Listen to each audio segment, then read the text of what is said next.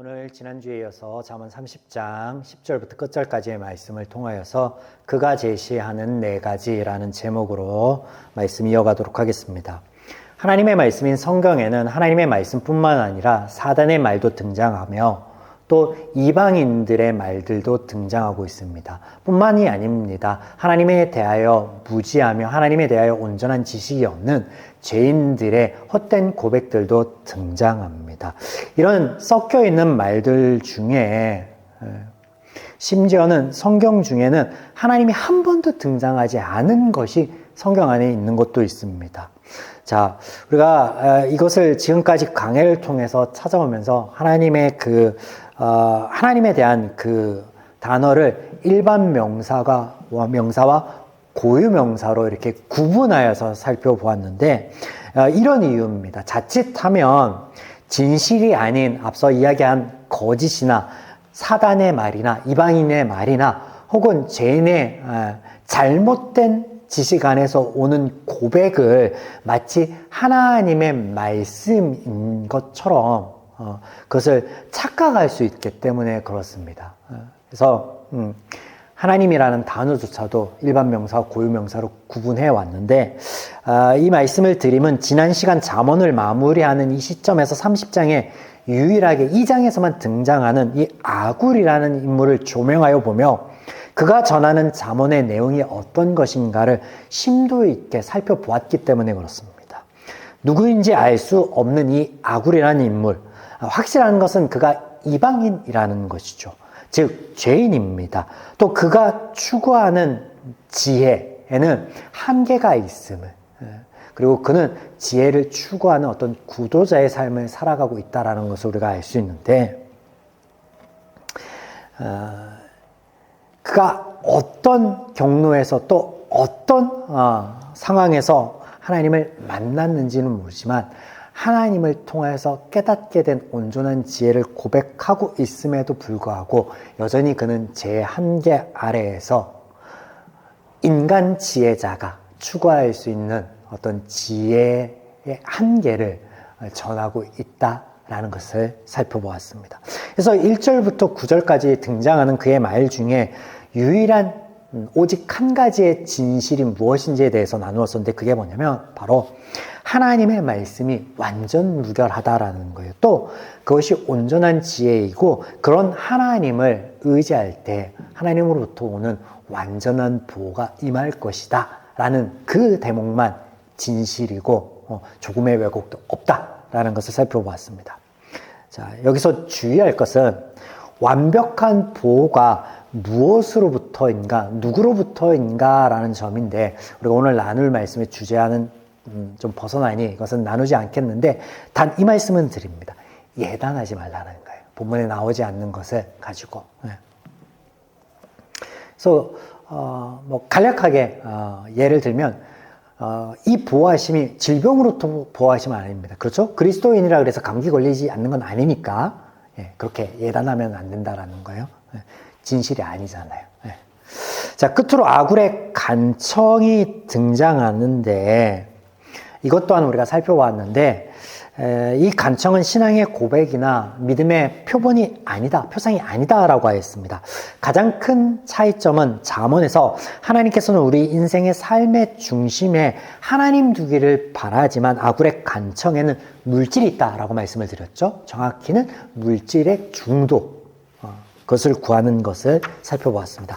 자, 이렇게 지난주 살펴본 30장 1절에서 9절 말씀을 내용을 정리하고 이제 본문이 되는 10절부터 끝절까지 말씀 중에 10절부터 23절에는요, 그가 바라본 세상 가운데 만연한 죄, 범죄에 대한 고발이 등장하고 있고요. 24절부터 31절까지는 개인이 지향해야 할 삶의 자세는 어떤 것들이 있는지에 대해서 교훈하고 있으며, 끝으로 32절과 33절에 아굴 잠언의 전체 끝맺는 말을 하고 있습니다. 자, 오늘 결론부터, 서론을 지난주 살펴봤으면 오늘 결론부터 그 내용을 역순으로 좀 살펴보도록 하겠습니다. 32절. 만일 내가 미련하여 스스로 높은 채 하였거나 혹은 악한 일을 도모하였거든 내 손으로 입을 막으라. 대저 젖을 저으면 엉킨 젖이 되고 코를 비틀면 피가 나는 것 같이 너를 격동하면 다툼이 남이니라. 언뜻 보면 이게 무슨 결론인지 알 수가 없죠. 앞의 내용들과 매치가 안 되죠. 네. 자, 보세요.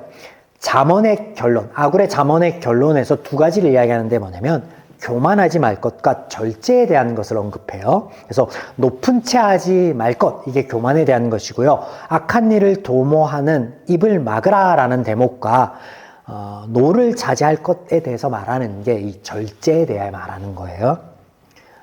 또 이 교만과 절제할 것에 대한 이유를 말하는데 32절과 33절은요. 원어의 키로 돼서 그 이유를 말하는 그런 대목으로 이어지고 있거든요. 그래서 33절에 그 이유가 뭐냐면 다툼에 대해서 말하고요. 이유. 왜 교만하지 말아야 되고 왜 절제해야 되느냐? 다툼 때문이다 라고 얘기하는 거예요. 다툼. 네.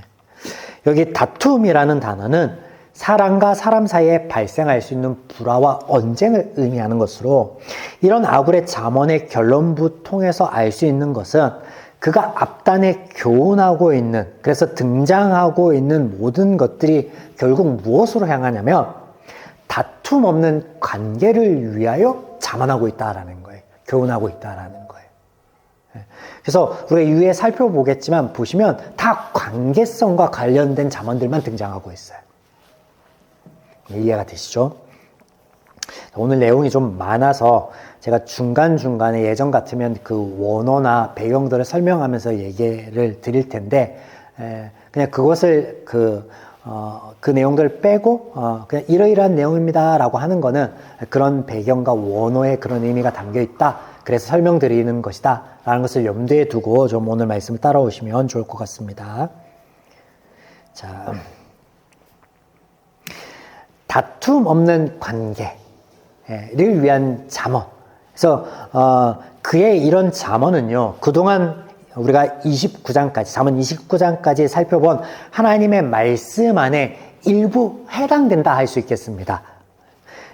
그게 뭐냐면 평안의 관계, 우리가 나눴던 그 대목이죠.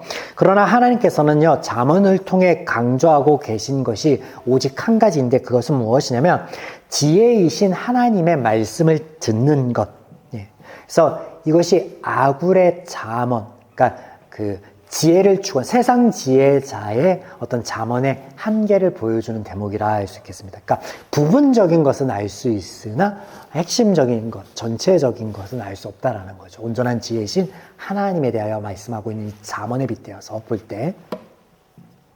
자, 이제 그가 제시하는 잠언과 함께 하나님의 말씀의 차이가 무엇인지 세부적으로 좀 보실 텐데, 자, 24절에서 31절까지 여기에는요, 개인의 삶의 자세에 대한 교훈으로 등장하는 대목인데 적극적인 교훈으로 볼 수 있겠습니다. 자, 이 부분은 또 두 부분으로 나눌 수 있는데 24절에서 28절에는요, 지혜로운 내 생물을 통한 교훈이며 29절에서 31절은 존엄과 권위에 대한 내 교훈이 등장합니다.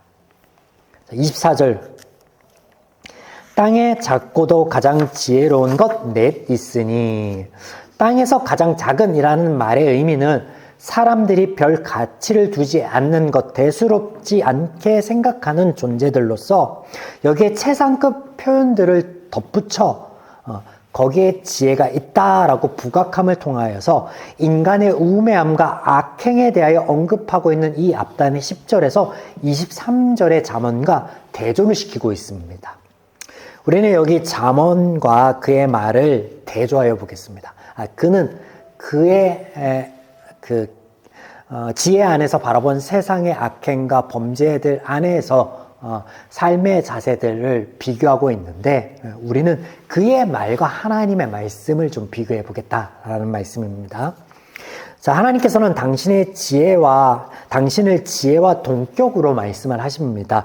그러므로 다른 모든 것들보다 하나님을 신뢰하고 그 말씀 듣기를 권면하고 계십니다. 또 부지런히 때문에 지혜이신 하나님을 우리 인생 가운데 찾아와서 선포하여 주실 것을, 그리고 징계, 훈육하여 주실 것을, 끊임없이 하실 것을 말씀하셨습니다.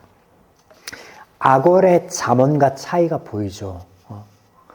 하나님께서는 지혜이신 하나님 자체에게 들으라고 하는데 아골은 그가 자연세계 안에서 혹은 그의 삶 가운데서 바라본 것들 안에서 지혜를 발견하고 배우라라고 하고 있다라는 거예요. 자, 아굴은 죄라는 한계 아래에 있는 지혜의 구도자로서 앞서 말씀드렸지 그가 삶 가운데 얻은 지혜를 생물들에게서 찾고 있습니다. 여기 숫자의 격언이 등장하는데 지난주에 이것이 문학 양식 중에 하나이다 라고 설명을 드렸습니다. 그래서 25절부터 언급하고 있는 것을 요약하여 보면 부지런한 개미, 천적을 피해 험지에 거주하는 사ባት, 리더 없이 질서와 단결을 보여주는 메뚜기, 그리고 왕궁에 사는 도마뱀입니다. 자, 숫자 격언이에요, 이게. 서너 가지에서 네 가지가 등장하잖아요. 근데 이 숫자 격언의 특징이 무엇이냐면 열거되고 있는 것 중에 마지막 것에 항상 강조점이 있다라는 거예요. 그러면 개미, 사ባት, 메뚜기, 도마뱀 중에 지금 아굴의 잠언에서 강조하고 있는 것은 어느 부분이에요? 네 번째 도마뱀이겠죠. 보겠습니다. 손에 잡힐 만하여도 28절 손에 잡힐 만하여도 왕궁에 있는 도마뱀이니라. 손에 잡힐 만한 작고 힘없는 도마뱀이 왜 왕궁에 거처를 두고 있는지는 모호한 대목입니다. 알 수 없는 거예요. 다만 이런 말에 의도하는 바를 우리가 눈여겨볼 필요가 있겠는데 일단 작고 연약한 도마뱀이 사람의 손에 잡히지 않으려면 민첩함이 필요할 것이며 왕궁과 같이 사람이 자주 다니면서 관리를 좀 왕궁이잖아요. 관리를 좀 깨끗하게 하려고 할 거 아니에요. 그러면 그곳에서 잡히지 않고 살아가려고 한다면 아마도 용기가 좀 필요하겠죠. 여기에 더하여 왕궁 하면 떠올릴 수 있는 그거 가치 있는 것, 존엄함 이것을 좀 염두에 둘 필요가 있겠습니다. 정리하여 보면 자 여기서 정리는 앞서서 얘기했던 개미부터 메뚜기까지를 아울러서 의미를 포함하여 앞서 떠올릴 수 있는 것들을 가지고 정리해 봅니다. 왕궁에 거하는 작은 도마뱀처럼 가치 있는 삶을 살아감에 용기, 민첩함, 성실, 근면 그리고 원만한 대인관계 등을 갖춰야 되지 않겠느냐라고 아굴의 잠언에서는 교훈하고 있습니다. 자, 이어지는 29절에서 31절 여기에도 숫자 격언의 형태로 되어 있는데 존엄과 권위에 대한 네 가지의 표상 사자, 사냥개, 수점소 그리고 왕의 이야기를 합니다. 여기서 강조하고 싶은 대목은 어디예요? 마지막 부분이 왕이라는 거죠. 자, 설명을 조금 더 드리자면 사자는 우리가 성경에 자주 등장하니까 익숙하죠. 따로 설명드리지 않겠습니다. 그러면 사냥개하고 염소는 왜 권위와 위엄의 상징으로 등장하고 있느냐? 사냥개는요, 사냥의 대상을 향하여 잘 달리는 빠른 발을 가지고 있는 것으로 그래서 묘사되고 있고요. 수점소는 앞발을 이렇게 탁 들고 몸을 고추 세운 다음에 머리를 이렇게 콱 들이받는 거 보셨죠? 좀 미디어를 통해서 좀 접해 보셨을 거예요. 이것을 염두에 두고 있는 것인데 자신의 힘에 대한 과시와 더불어서 무리를 지키고자 하는 이 수염소를 여기에 포함하고 있는 거예요. 이 또한 본문에서 사용되고 있는 단어와 배경들을 함축하고 있는 것을 제가 그냥 설명만 드린 거예요. 자, 이제 강조되고 있는 네 번째 왕에 대한 것을 보시겠습니다. 31절. 당할 수 없는 왕이니라. 우리말 성경에는 표현이 다소 묘하게 되어 있습니다. 근데 원래 의미는 이런 거예요.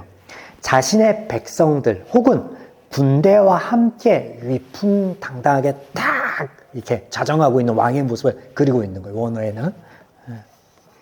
어떤 모습인지 그려지죠. 왕의 위엄과 당당함입니다.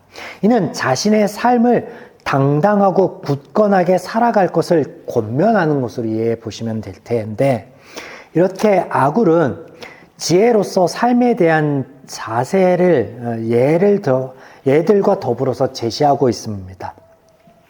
이런 아굴의 잠언이 하나님의 말씀과 어떤 차이가 있을까요?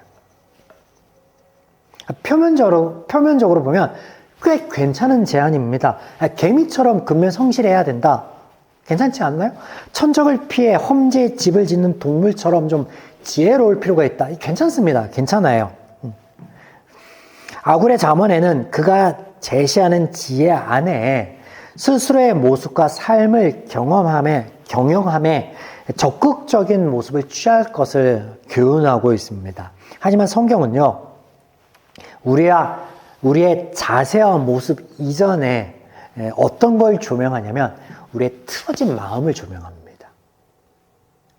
무엇이 선행되어지는가의 차이가 있어요. 아굴은 그 삶의 어떤 자세, 그리고 지향해야 될 바, 이런 것들을 소개함으로 틀어지지 않은 관계로서의 잠언을 이야기한다면, 하나님은요, 우리의 마음을 먼저 조명합니다. 우리의 마음을. 분명한 차이가 있는데, 이게 쉬이 구분하기 어렵습니다.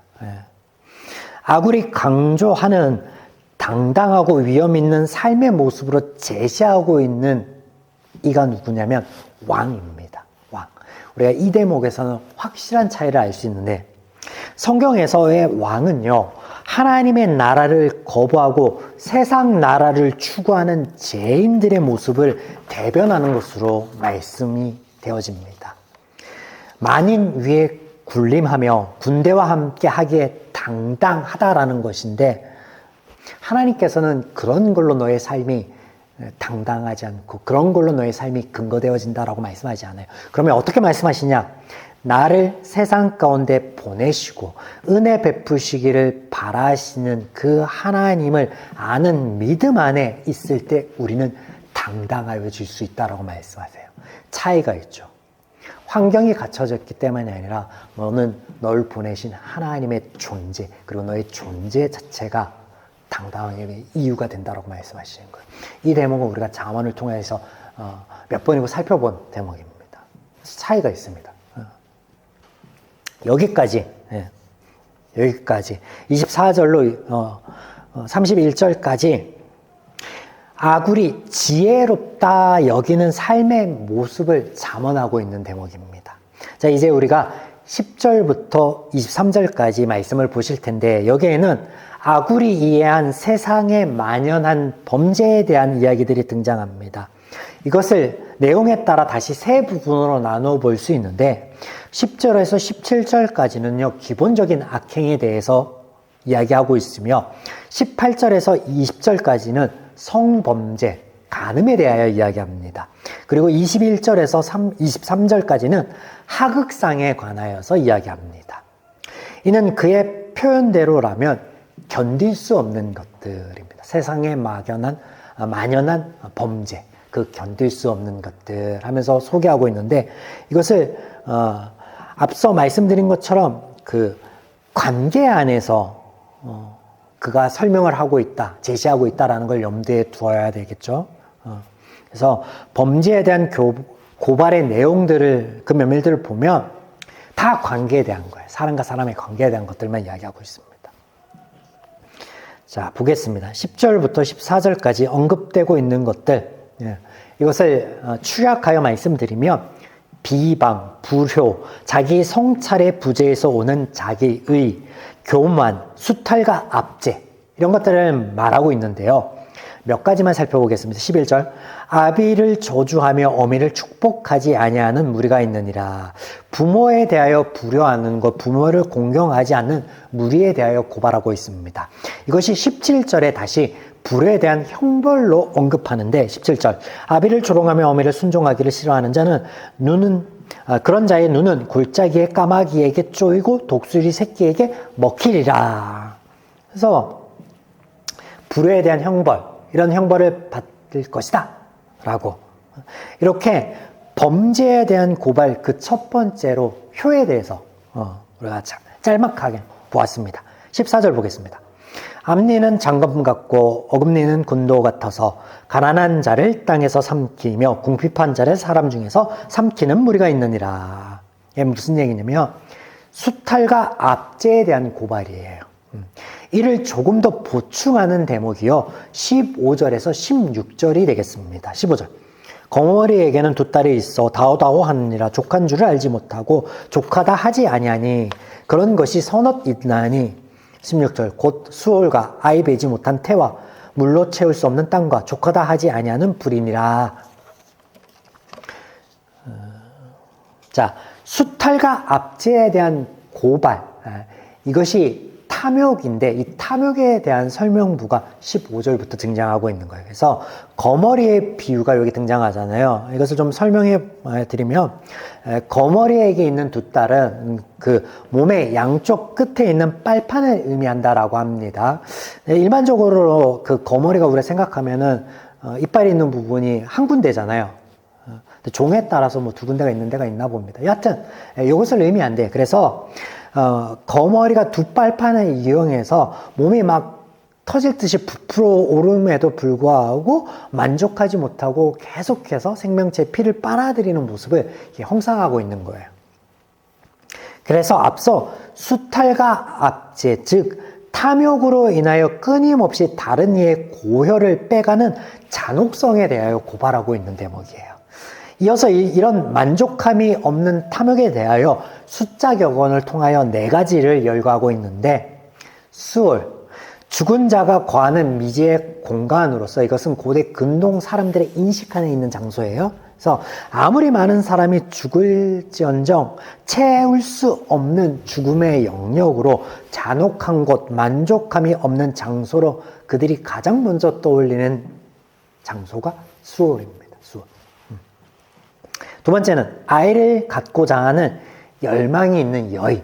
이것이 두 번째로 소개되고 있고요. 다음으로는 물로 만족하지 않는 땅인데 이는 척박한 중동 지역을 이해하시면 되는데, 아무리 이슬과 비, 눈이 내려도 시간이 지나면 흔적 없이 사라지는 그런 대지, 자연현상을 형상화해서 얘기하고 있는 거예요.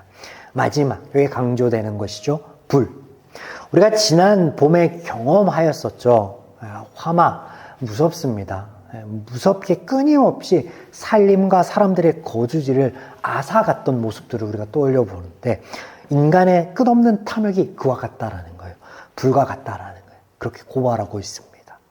이렇게 10절에서 17절까지 기본적인 범죄에 대한 고발 후에 18절부터 20절까지는요, 성범죄, 특별히 간음에 대하여 고발하고 있는데, 요 대목은 그냥 스킵하겠습니다. 읽어보면 그냥 아시리라 생각되어져요.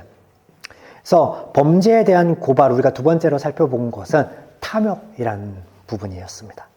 21절에서 23절, 하극상에 대하여 고발하고 있는데, 여기 세 번째 우리가 살펴볼 그의 고발에 대한 내용이 있는데, 질서입니다. 질서.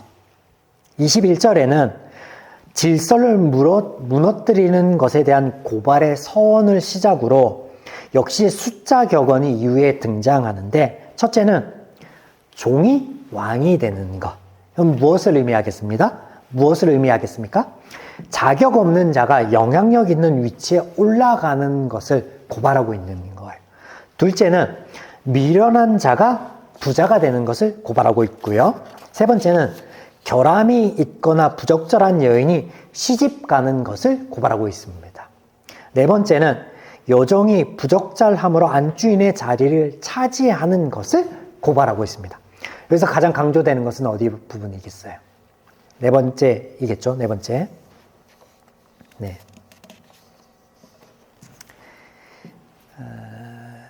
이런 아굴의 잠언.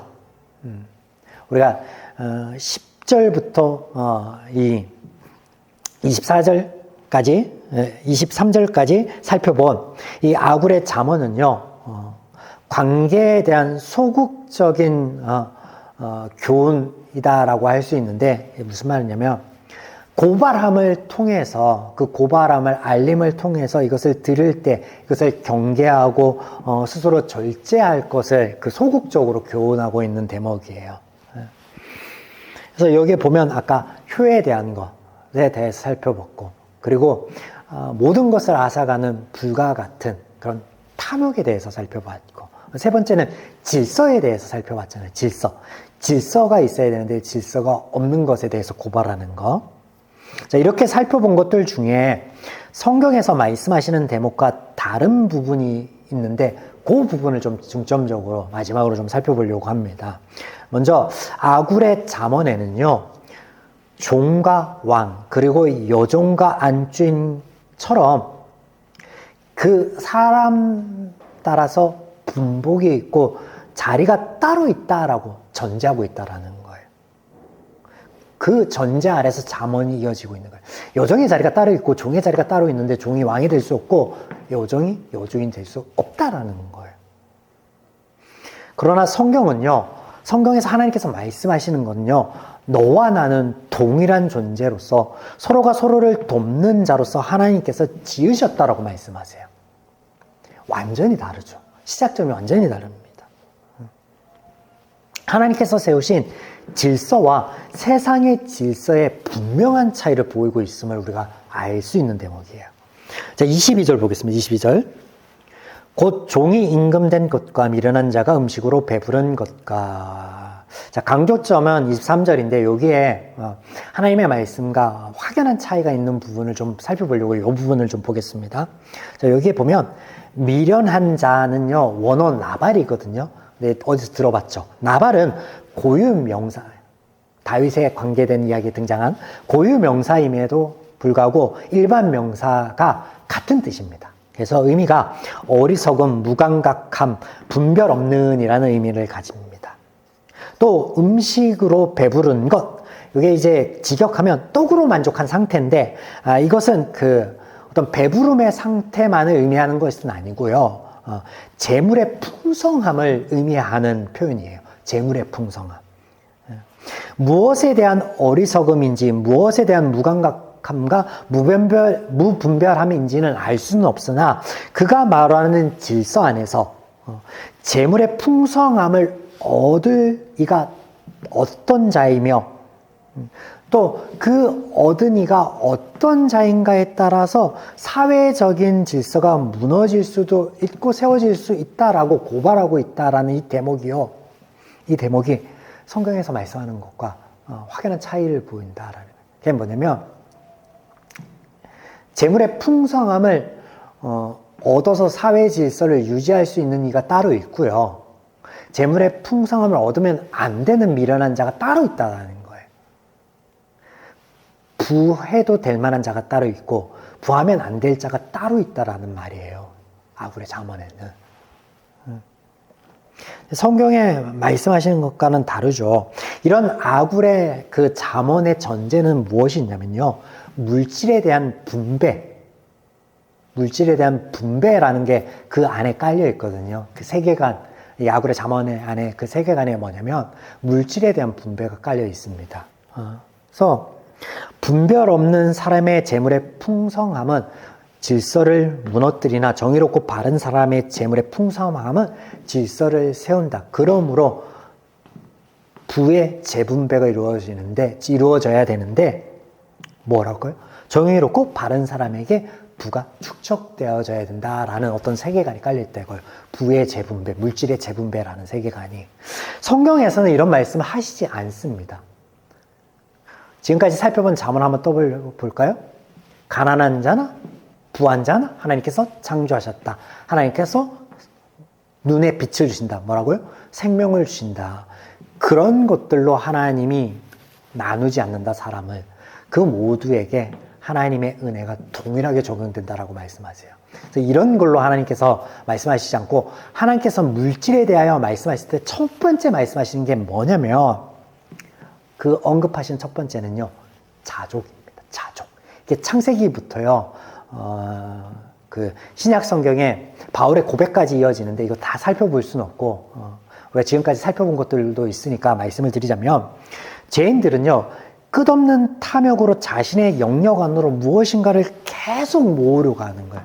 이런 것 안에 앞서 아굴의 그 부의 재분배라는 세계관이 창출된 거거든요. 하나님께서는 그런 말씀을 하시지 않고요. 하나님께서 말씀하시는 거는요.